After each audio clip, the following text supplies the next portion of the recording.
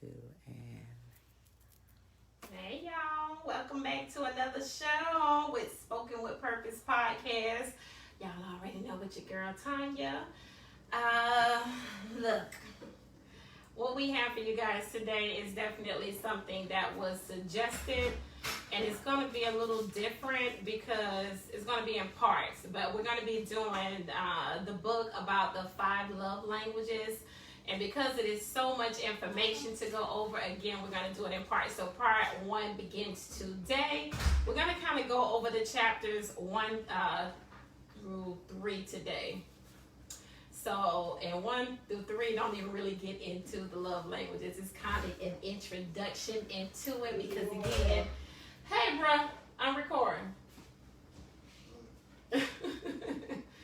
So, it doesn't necessarily get into the actual love languages, but I am going to have the director, Natasha, back there in the background running the camera. Hey y'all, what's up? So she's going to go over pretty much what those 5 love languages are, and then we're just going to go ahead and get into it. So Natasha, could you tell them what those 5 love languages are? Yes, ma'am. The 5 love languages are words of affirmation, quality time, acts of service, physical touch, and receiving gifts. Y'all heard it? Receiving gifts. Receiving gifts. So can you say them again for the people one more time? For me, Of Natasha? course, absolutely. So you have words of affirmation, quality time, acts of service, physical touch, and receiving gifts. Y'all know which one of them y'all fall in? I don't, but I realize that in this book, it's going to give you guys an opportunity to be able to figure out which one of these categories you guys fall into, so that way you're loving your mate, you're using your spouse, whoever it is that you are in a relationship with. Yes. You'll be able to tell your mate which one you are in, and then hopefully your mate will be able to do the same, so that way you guys will be able to communicate in each other's love language. Yes. Okay, so Yes. I actually thought that this book was pretty interesting, and the reason why I had to break it up into parts is I thought I was just going to be able to do it just in one episode, but oh my gosh, you know, it's so much information. So again, we're going to break it up in parts. So today we're going to start with chapter 1, and chapter 1 deals with, it says what. So where did this book come from? Where did the book come from? Yes. And I don't have my phone because, you know, that's where all my information is in. But do you have your phone? Absolutely. Well, I mean, I have it. So was this a book you read, or was this a movie you saw? Was this an idea that just came to you? No, this was actually a topic suggestion. A topic suggestion, Yes, okay. topic suggestion from our audience, because y'all know y'all already be on it. Yes. So y'all be suggesting things. It actually came from my niece, and she wanted it to be done. 5 love languages. I'm gonna pull it up since she asked the question. Okay. And we want to welcome the viewers for tuning in. Hey, y'all. Thank you all. Please, please, please leave your comment below. Give us your thoughts of the love language. I totally agree. I totally agree. And if you have some information, you already know which category you are in, you can drop that too. Go ahead and drop that. Just comment down below. We're going to have a good show. We're going to be interactive. Always answer the questions. If we don't have time to do it on the air, you know, we always do it after. We always comment back. So. Exactly. But as long as you're able to get your question on the screen while the show is live, then we make sure that we integrate that within the show. Yes, we do. So make sure you tap that onto the keyboard. I'm actually trying to pull it up. It looks like it was by a Gary Chapman. The book is called 5 Love Languages. It's by a Gary Chapman. Just in case you guys wanted to read it on you guys' own, you know, in separate time. So you have that. All right, so chapter 1 deals with, you had another question, Tosh? That was it. So chapter 1 deals with what happens to love after the wedding.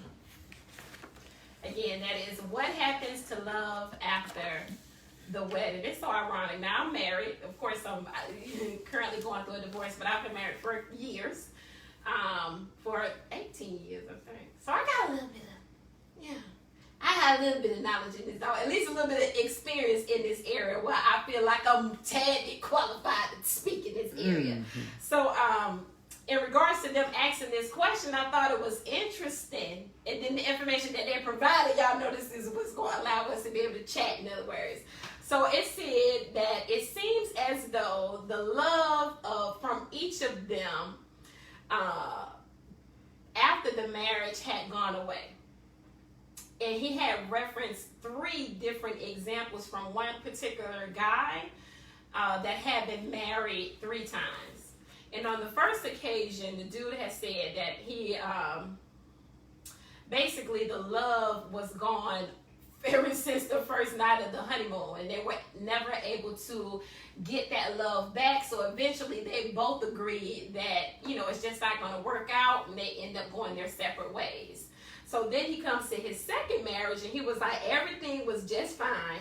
He was like, until his wife had a baby. And he was like, it felt like her sole purpose was to just have him just to get a baby. Oh. So she started ignoring him. So he would ask her,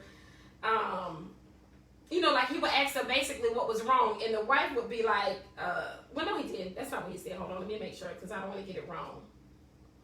Everything was fine until he had a baby. He said he felt as though the wife goal was to have that baby, and that's all that she had needed from him. And she said that she felt that the comments that he were making about her only needing him to have the baby was crazy, because he did not understand that at this time she had become a 24-hour nurse. And then, of course, at this point, eventually the marriage just began to die. So they, again, agreed to go their separate ways. And then they, of course, divorced. Now, it brings him to his third marriage, where he said that, you know, he had not been married for about 3 years. And then he had dated this last wife for 2 years prior to them getting married. And he said that everything was good, you know, for at least the first 3 years of the marriage. And then she began to complain about petty things. And the petty things that he said that she was complaining about was that he didn't hang his clothes up, she wouldn't take the trash out, and he was like, she just became a real negative person. And he was like, the reason why he fell in love with this woman is because she was a very positive person. So, of course, you know, eventually they both agreed to go their separate ways. You know, so of course this marriage ultimately ended up in divorce as well. So he began to be like, well, damn, I'm on my third marriage. Mm-hmm. You know, and he's just like, it seems to, like, the in love phase was just fading. Like, he was just like, I don't understand. So of course they went to Gary Chapman, which is the author of this book that we're kind of getting all of this information for, and he was a counselor at this moment. So he said he began to notice that all of the marriages that were coming in for the counseling, and what they were complaining about, and being that he was a married man, he began to so this is how he came up with the book and the material for the book. So, okay, so that's how we kind of got there. And what Gary Chapman had told him, he said this is when he realized that the husband and the wife, they were not speaking the same language to each other.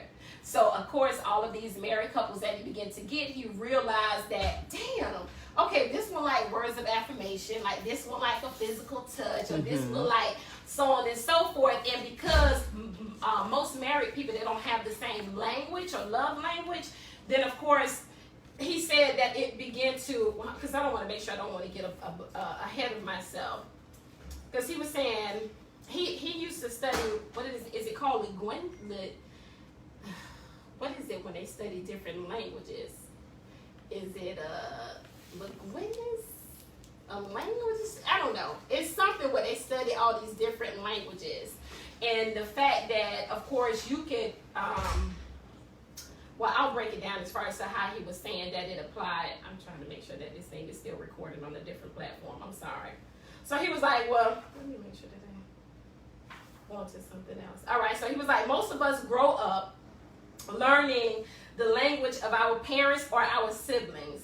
And he said that whatever language that is, it becomes either our primary or our native tongue, Now, he said we may begin to learn different tongues as we get older or later in life, but Your primary or your native language is one that either came from your parents or, somebody, your siblings. So that is what you primarily speak.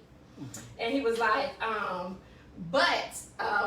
when you're, I'll say this. He was like, but we are more comfortable speaking in that primary language. He said, now that you are in a relationship, he said, both of you have a primary language. Now, of course, y'all are two different individuals. Y'all came from two different homes. So let's just say I came from a home where it was words of affirmation. Tosh came from a home where it was a little bit more physical touch. Or let's just say gifts in this case. Mm-hmm. Tasha was one who had parents who showed their love by buying her gifts all the time. And I was one where they showed love with words of affirmation. Like they always said something positive. Oh my goodness, Tanya, you look so beautiful today. I just wanted to tell you that you did a great job at school. You're an overachiever. It was just always something positive that they said. And Tasha's the one who has gifts, right? So he was saying that if you guys are speaking different languages and we don't understand the language of our partner, then he was saying it was like speaking Spanish to someone who speaks Chinese. Right. You don't understand. You guys are missing each other. So it's going to be difficult for you guys to effectively communicate.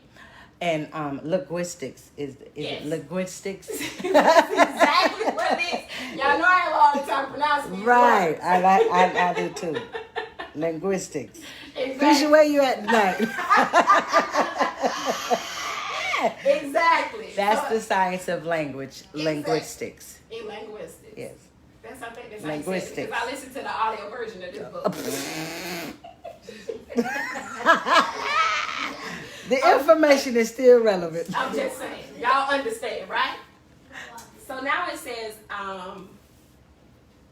when he said love languages, he's referring to an emotional love. Emotional. It's an emotional love. Excuse me. And again, what he was saying was like you may be speaking Chinese to another person whose primary language is English. So of course they're not going to be able to understand nothing that your behind is talking about. So when you do not understand the love language of your partner, he was saying that you begin to as far as how you communicate becomes limited. Mm-hmm. It's like a dead-end street. Mm-hmm. So, of course, at that point, even though someone may continually, I'll say even someone who is genuinely loving you, it don't matter how genuine your love is if they don't feel love because you're not speaking their love language. So, eventually, it dies. You don't feel like that person loves you or vice versa. So, again, everything begins to come to a halt. Now he referred to the man that I gave you guys the example. You got a question? Mm-hmm. Well, not a question, but just from one of the viewers, a comment. Willie Smith says the exact same thing before you said. He said, "What happens to it after the wedding? Yeah, it dies. Yeah, it dies. It's crazy that because in these first 3 chapters, he really broke it down. He really did, and I was like, it's so crazy because I'm one who don't like to use the term in love, but it's going to get into this as far as to saying why this gentleman was feeling as though. What happened to the love after the, what I'm saying? What happens to love after the wedding? So now he was referring back to the gentleman that I said who was married 3 times at the beginning when he was saying that this gentleman was saying that in his 3rd marriage, he was using words of affirmation to his wife. He was telling his wife how beautiful she was, and that he told her he loved her all the time, and he was telling her how proud he was to be his husband. To be her husband, excuse me. And he was speaking words of affirmation to her. What you had something to say? Oh, I'm sorry, my sister done walked in. She was looking kind of crazy. So that was his love language. Obviously, his primary love language in his home that he grew up in was words of affirmation. And it says here, even though he was sincere, like I said, the wife did not understand that language. He was suggesting that maybe, the author of the book, Gary, was suggesting that maybe she was looking for love in his behavior. So if she was looking for love in his behavior, he was giving her love through words of affirmation. Motherfucker, I sure don't feel loved. Mm-hmm. You understand what I'm saying? Mm-hmm. So he again said, just because you guys are sincere in your love, that's just not enough. You got to be willing to learn your partner's primary love language in order to be able to effectively communicate. Absolutely. I got a slight headache. I don't know where it just jumped from. Sorry, y'all. It was so hard. It hurt so bad I had to say something. Hold on. I'm trying to go to the next portion.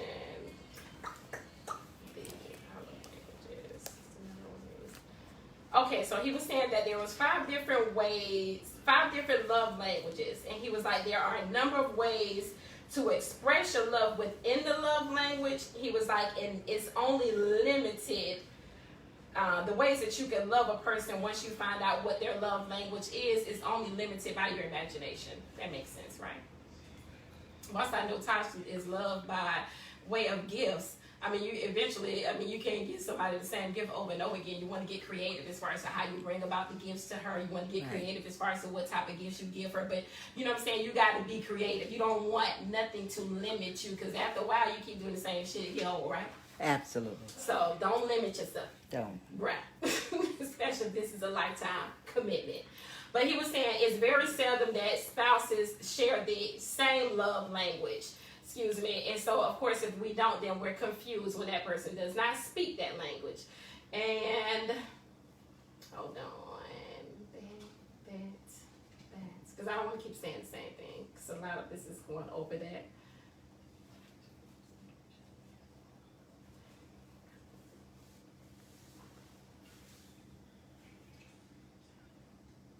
All right, so we're saying in order to be able to keep your love alive, you do have to learn a secondary love language, which may be the key to a long and lasting loving marriage. You don't agree to that? I think so. Mm-hmm. I agree. So we're saying you can't rely on your native tongue or your primary language if your spouse does not understand it. Now, he kept repeating a lot of this information. Even though he repeated it, some of the things that he said stood out. So, of course, that's why I jotted it down. Excuse me. Because if y'all not really thinking about what the dude is saying, then you wouldn't understand why he keeps reiterating it. So, because it's just like communicating with someone, but they're not comprehending what it is that you're saying. It's pretty much what that is. Like, you keep telling somebody, you don't give a damn how bad or how expressive that you keep trying to explain it to somebody, and they don't understand it, motherfucker. They don't understand it, so they're confused. So that's why he keeps saying this over and over again. Learn your person who you are with, love language. So now we're going to go into part 2, which is chapter 2. And he says, keeping the love tank full. Again, that is keeping the love tank full. Mm-hmm. He said, this is the most, he said love is one of the most important words in the English language, and it's also the most confusing. Mm-hmm. And he brought about ways as far as to why it's confusing. He was like, we use the word love in so many ways. He said, we say we love hot dogs. The next sentence that we'll say is, I love my mother. Right. He was like, I love swimming. I love skiing. You know, you love hunting. And then you'll say, I love foods. I like to eat. I like sodas. I like to drink. I love houses. I love animals. You know, you love nature. So he went about all these different things, which makes the word love so confusing because we use it in so many different terms, right? Right. So many different ways. So you won't really understand what love is. Right. So you love a hot dog, and then you say you love me too. Right. Motherfucker, you love me the same way you love a hot dog? You know, it's strange. So clearly you ain't loving me like how you love a hot dog. And he was like, we even use love to explain people's behavior. And when he said this, he was like, I did it because I love them. Mm-hmm. And he was like, this is an explanation that a lot of people use for a lot of different things. Like, I did it because I love him, or I did it because I love her. And then he gave these 3 different examples. I think it was 3. He was like, it was a politician who was involved in an adulterous relationship, and the politician called it love. He was like, but the preacher called it sin. He was like, then you had a wife of an alcoholic the wife was married to an alcoholic, and then she constantly picks up the pieces after her husband's latest episode. And he was like, but she calls it love, but when she goes to the psychiatrist actually calls it codependency. Mm. And then he gave another one where he said parents actually indulge in all of their child's wishes. So we actually call that a form of love, but the family therapist called it irresponsible parenting. And I was like, this is crazy. Think about it. The politician who's having an adulterous affair, he felt like he loved this lady, but the preacher saying, bro, you sinning. Then again, you got the lady who got this alcoholic husband. He keep having all these goddamn episodes, and she playing cleanup woman behind him, and she doing it because she love him. Like, she's cleaning up behind him, keeping his mess clean and shit because she's saying, I love him. But the therapist is like, motherfucker, that's codependency. And then again, you have that last one where the parents are basically giving the child every damn thing that they want, and you know, the family therapist is like, motherfucker, you are a very irresponsible parent. Like, there's no damn way why you should be just around here giving your kids everything that they want. Like, where does the parenting falls? You know, like, where does the parenting comes within it? Right. So he was saying these things, and he was saying it to make a point. He was saying that every child has a certain basic emotional need that must be met. And if they are met, then he says they will be emotionally stable. He was like, and no basic need is more important than love and affection. He was like, the need to sense, you know, he was like, we need a sense to belong, or we have a sense to be wanted. And he was like, with a child, well, he was like, when you have an adequate amount of affection, he was like, then the child will most likely grow up to be a responsible adult. But if they do not, then they will grow up to be emotionally and socially challenged. So if y'all ain't loving y'all kids adequately, then they become emotionally and socially challenged. Now, if you loving them correctly, then they done grew up to be some real, you know, responsible grown-ups. But if you ain't, this junk goes into our adulthood is what he's saying. Because you still desire to be wanted. You still desire to be needed. You know, but if you were not loved properly in your own love language, now you're that kid who is emotionally and socially challenged. Okay? And he used a metaphor. He was like, every child has a emotional tank that is waiting to be filled with love. So it's an emotional, a tank. An emotional, okay, hold on. Every child, inside every child, there is an emotional tank waiting to be filled with love. Right. Did I say that correctly, Taj? That's correct. All right. So he was like, when a child really feels love, then they will develop normally. But when the love tank is empty, then the child will misbehave. He said much of the misbehavior of a child is motivated by the cravings of an empty love tank. And I actually thought that this was pretty interesting as I was reading it, because, you know, it makes you think about how your kids reacted to certain things that you guys experience in life as you guys continue to live, at least from my experience as I was reading this information.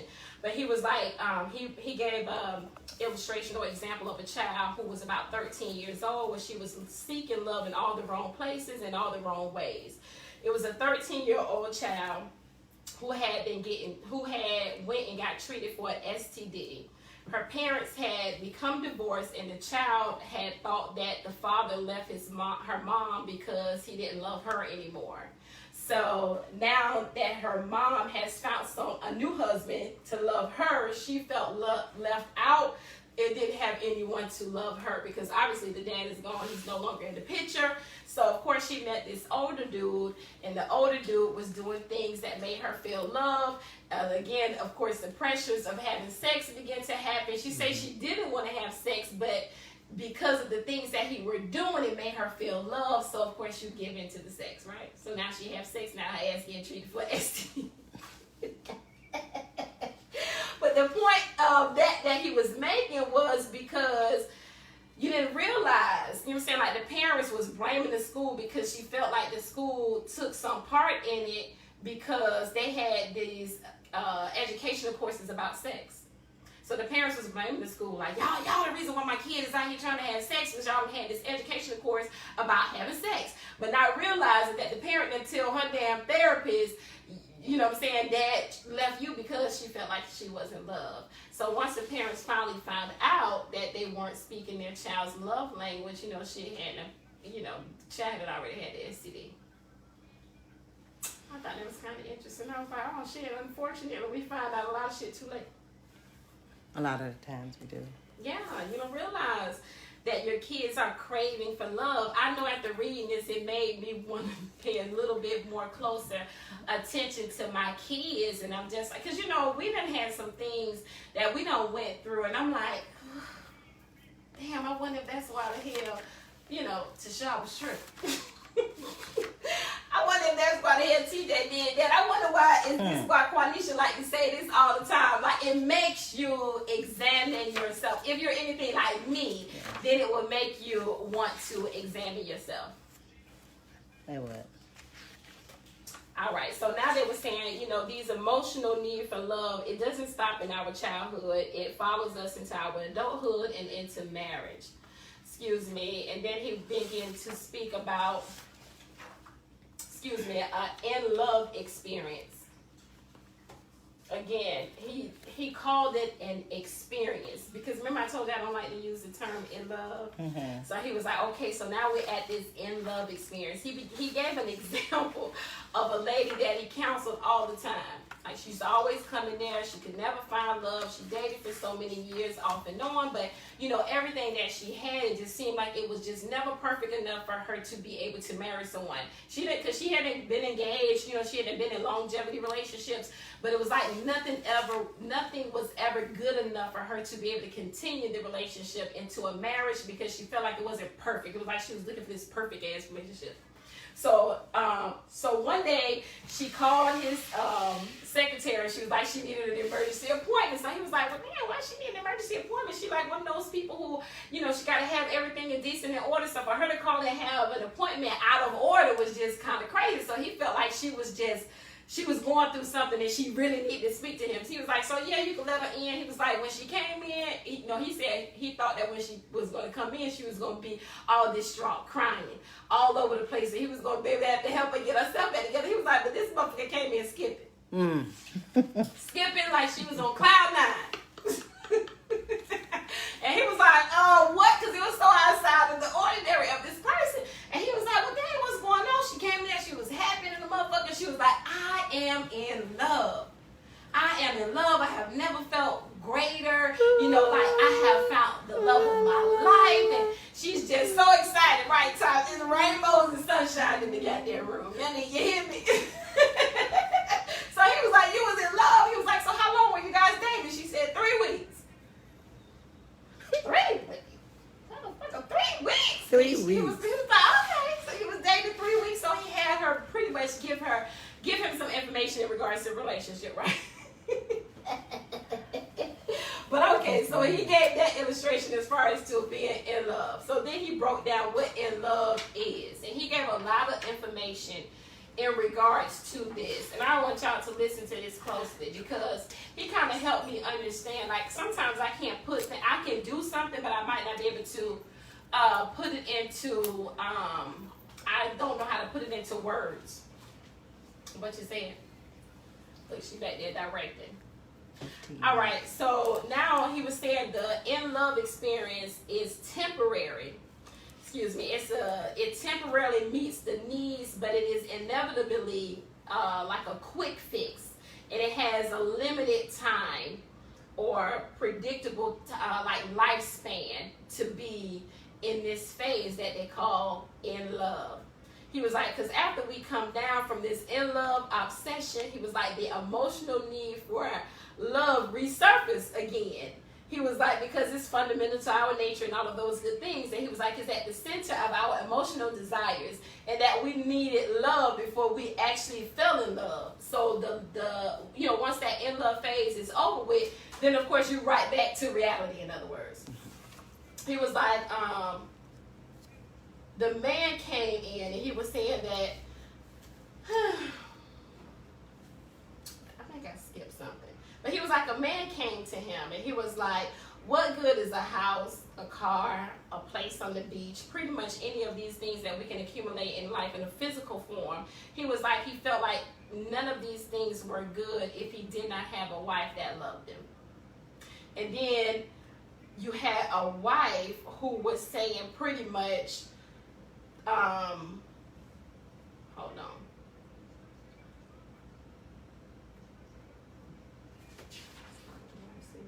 Okay, yeah, yes it is. And then he was like, all right, so he was like, what good is it to have all these material possessions, without a wife that does not love him? And he was breaking it down, saying that he did not, he was prioritizing what it is that he was saying. Like, the material things didn't mean anything. What he was yearning for more was the love of his wife.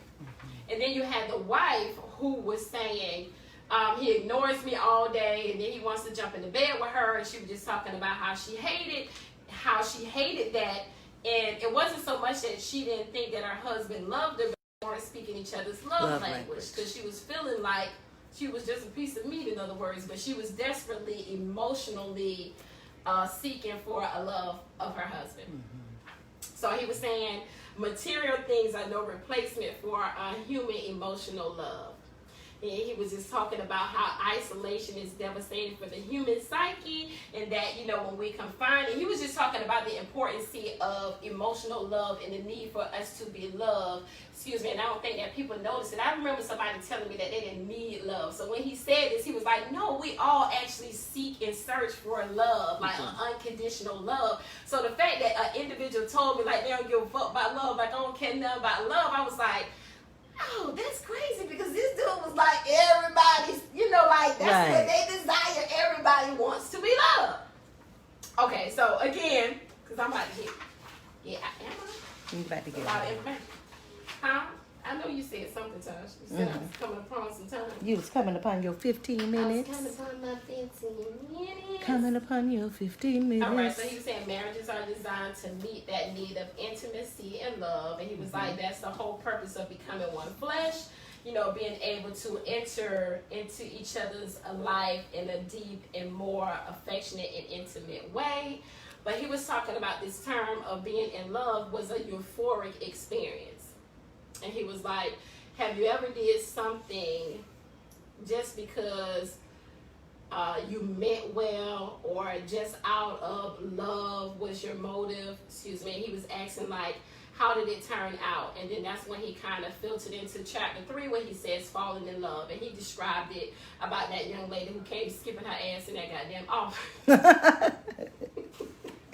Skipping her ass in that damn office, talking about her ass was damn in love. And he was talking about when we meet someone, you know, whose physical characteristics and personality traits, you know, they created pretty much enough energy or electrical shock to make us want to get to know the person a little bit more. So what you do is you begin to date this person, you know what I'm saying, and then after the date, you know, it'll decide whether or not you want to meet this doggone person. He was like, because sometimes these little tingly feelings that we have, they leave on the first date, but if they continue after the first date, then what you want to do is you want to continue to get to date the person more, you know, so you can get to know the person a little bit more. Right.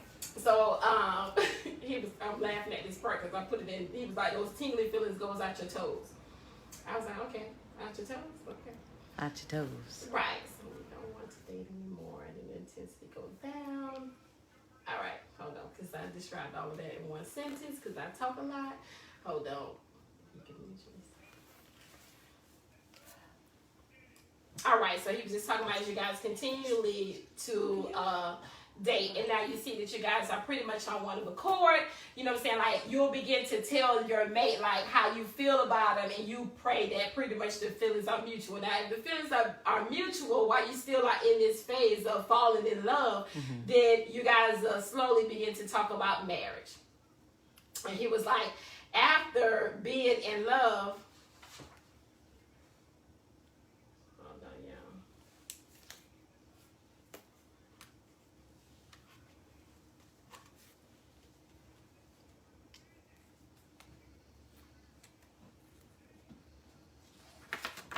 snoring in the background. Somebody, that baby is tired.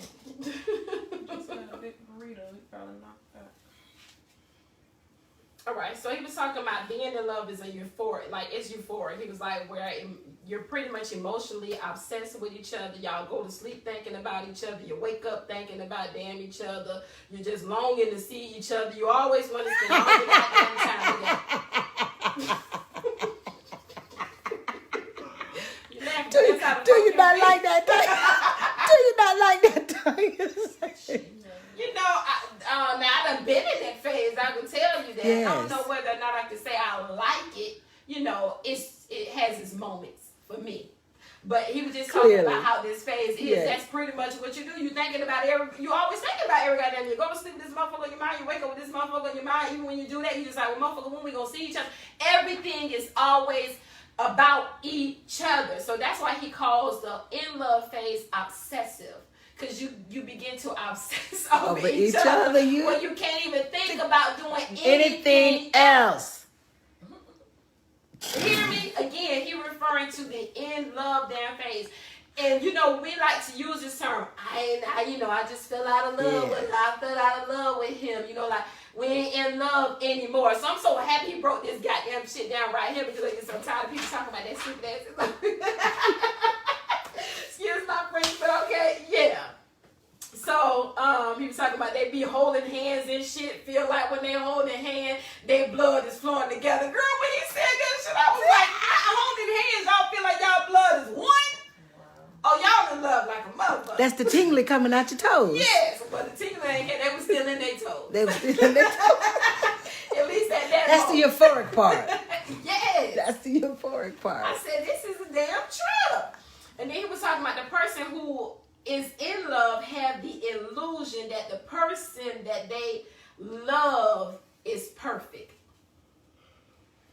They perfect. That's how that person feels. Yeah, the person who is actually in love. He didn't say this shit was mutual. He didn't say it was mutual. Who is actually in love has an illusion. Has an illusion. None of those motherfuckers perfect. Again, an illusion. And that euphoric. Yes. And that euphoric. That these people are perfect.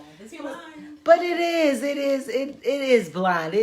It's beautiful. It's wonderful. It's pleasant. It's sexy. It's crazy. It's insane. It's electric. It's all of those things. It's all those things. And then then it hurts. This is a phase. Then so it abuses. Then it breaks you. Now her boyfriend can see. He was like, pretty much, she thinks she perfect. He was like, now her best friend can see, but her best friend can see all the flaws. I want the chick over here in love. She in La La Land. This motherfucker can't do nothing wrong. You know what I'm saying? He's perfect. You know everything. She's obsessed with this person, so she can't see nothing but her love. Nothing. Like Keisha just said, the love is blind. She blind little bitch, right? So now she got her best friend over here like, this motherfucker need to get her ass out the clouds. Like, she, right.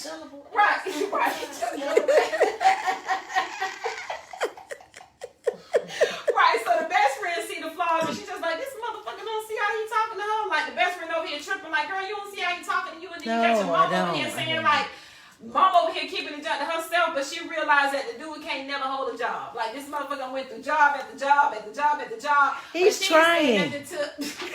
You was missing the point. The point is, all the red flags is going off, but she's so in La La Land, she's in love. It's euphoric, temporary illusion. And that's when she becomes the codependent. You know, I'm just saying. So he don't have to have a job. She don't know what the fuck going on. Yes, it's insane. Right. So he was saying that the chick that's in love, she believes that everything is going to make them like whatever it is that they're going to do, they're going to make each other extremely happy. Like she was saying, like other people might fight, but motherfucker us, you know, we might have some differences, but we're going to be able to work everything out. Like we're going to be able to thoroughly discuss everything. We ain't going to argue like all these other people out here arguing, motherfucker. We're going to be able to magically work everything out. And he was like, I was like, this shit right here is crazy. Now, who the fuck is this? I don't know if I ever been in that damn place, but you know, y'all listening to yourself if you this person, tighten up. But he was like, somebody is going to always be willing to come to some form of agreement. And excuse me. And he was saying that it's hard to believe anything else. Yeah, he was saying it's hard pretty much to believe anything wrong or different or anything else that could go wrong when you're in love like this. Excuse me, but he was saying that we are led to believe that when we are in love, that this type of love will last forever. And we will always have these wonderful feelings that will always be at this peak, of being in love. But he was like, that nothing could ever come between you guys, and that you guys will be able to overcome anything in this doggone world. And he was like, you're simply just caught up in the charm of each other.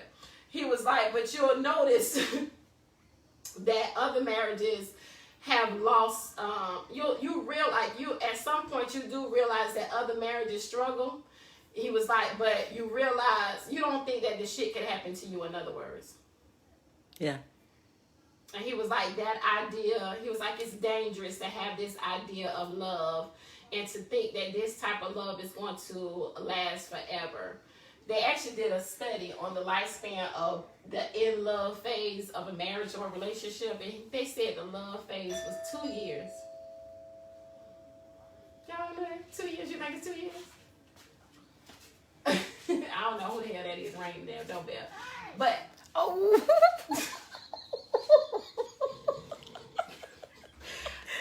do y'all hear me? Okay. So they were saying that the lifespan of the in-love experience has a span of about 2 years. But he was saying if you have like a secret love affair, then it could last a little bit longer. You could come.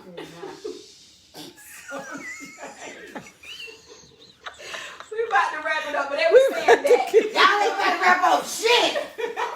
Y'all Sit down. Oh, really my shit. oh, I'm sorry. Your best friend. We air it like for real. Okay, let me sit my hands. No, y'all ain't gonna kill. Yeah. Okay. Girl, so he was saying that if you have some type of secret love affair, Jamil. He was like, but if you're having like a secret love affair, then you know what I'm saying, your in-love phase can actually extend those 2 years. Right. Right? So he was saying that basically after you come out of this love phase, it's 2 different ways that it could actually go. Either you're going to, no, it's not.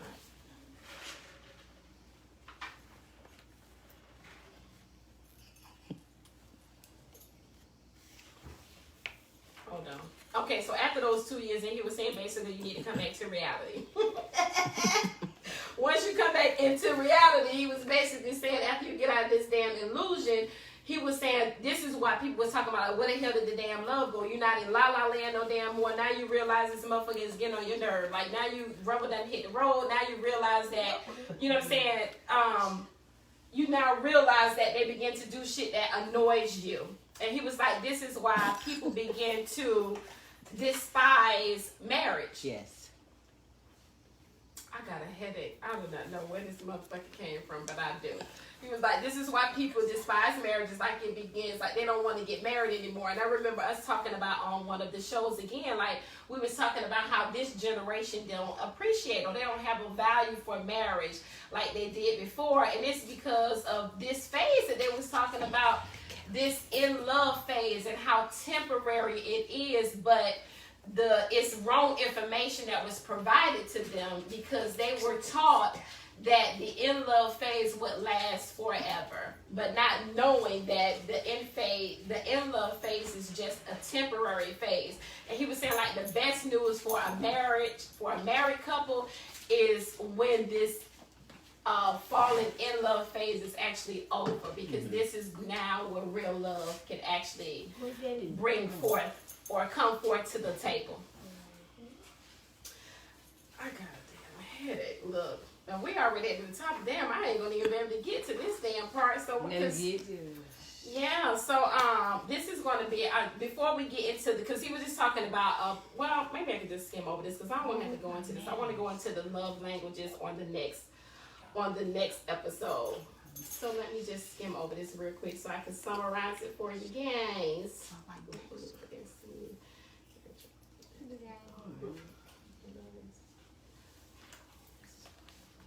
Okay, you can do it right. Babe, go get Yeah, And stay away. Long, long, cannot be.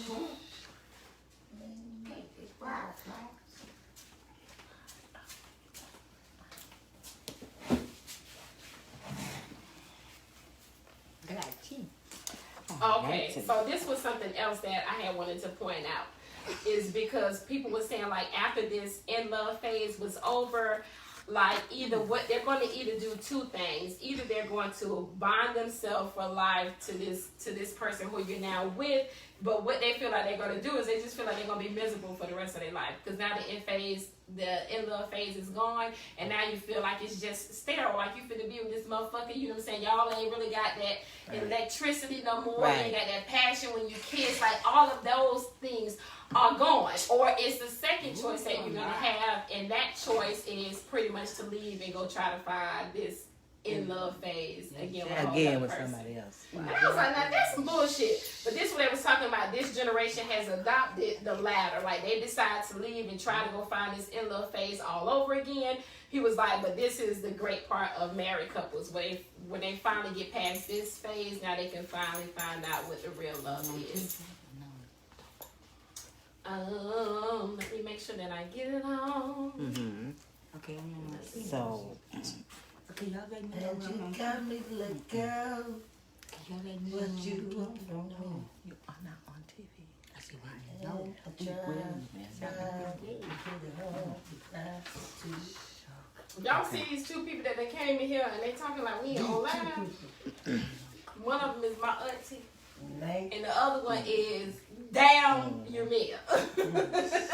Damn And it, he's talking So can like you we speak? on a live show. No.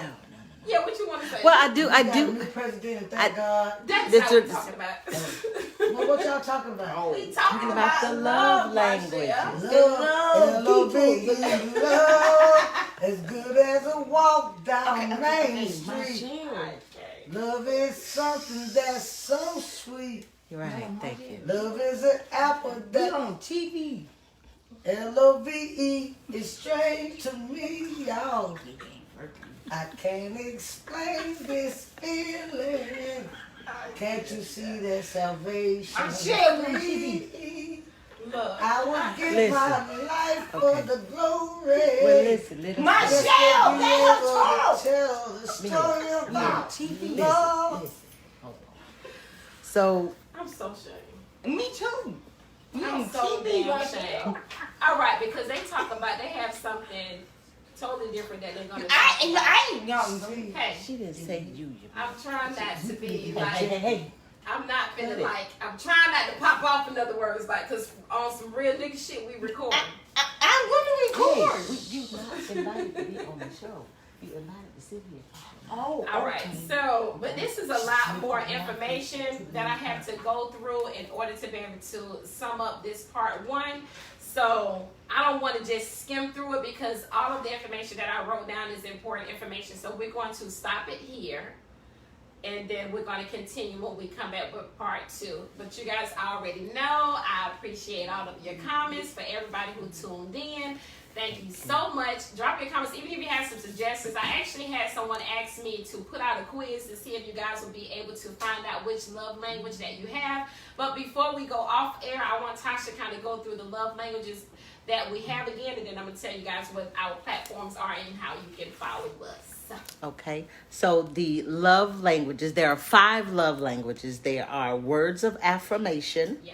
quality time, acts of service, physical touch, and receiving of the gifts. Exactly. So we're going to have a brief synopsis of just the latter pages that I have, which is about a half a page. But again, this is important information, and I don't want anybody to miss anything. But once we go over that, which should be about 5 minutes, then we're going to actually get into these actual 5 love language. But I'm going to put a quiz out so you guys can try to find out what your love language is. All right, so now we're going to wrap up tonight's session, but you already know where you can follow us. Of course, that is this channel that is Spoken with Purpose. This is our business page. We have a second page, which is Spoken W Purpose. Then we're also on Instagram, that is Spoken with Purpose, the number 3. We're also on YouTube, that is Spoken with Purpose Podcast. Now we're on TikTok. Y'all already know we're on every platform like Anchor, that is Apple Podcasts, we're on Spotify. Any of these platforms, you can actually put your headphones in and listen to us while you walking, while you exercising, while you in your car, while you, I know y'all be listening to the shit while I'm working. But, you know what I'm saying? So, just to make sure you guys know all the platforms that we are on. But thanks again for tuning into the show with your girl, Tanya. Until the next time, love y'all.